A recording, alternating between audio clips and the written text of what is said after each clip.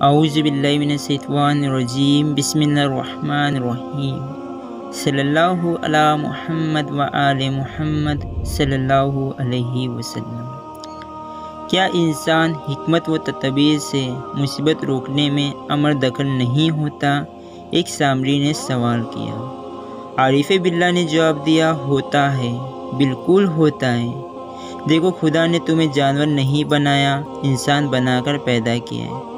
تمہیں عقل دی ہے، شعور دیا ہے، تمہیں جینے استعمال کرنے کا طریقہ دیا ہے۔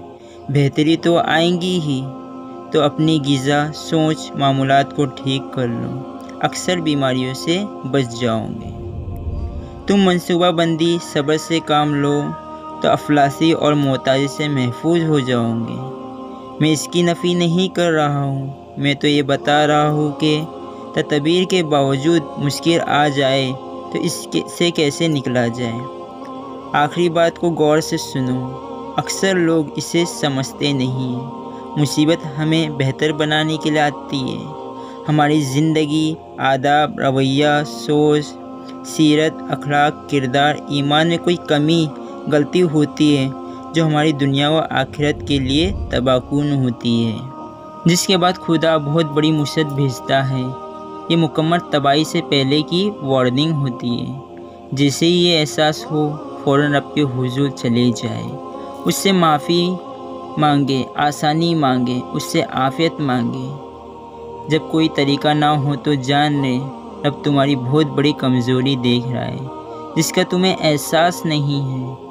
تمہارا عیب، تمہاری خرابی ایک اژدھے کی شکل میں دبوچے ہوئے ہے۔ اگر تم غفلت اور فکر کے عالم میں آگوں سے مادر سمجھے ہوئے ہیں، وقت کا اعتراف ہوتا ہے تو اپنی خرابی، اپنی غلطی کو تسلیم کر لینے کا ہی ہے۔ یہ سمجھ لینا ہے یہ اصل مصیبت باہر نہیں، ہمارے اندر ہی ہے۔ یہ کوشش کرنا ہے کہ تم اپنی خرابی کو جڑ سے نکال پھینک سکو۔ اس عزم کے بعد زیادہ دیر نہیں گزرے گی کہ ہر مصیبت ہٹ جائے گی۔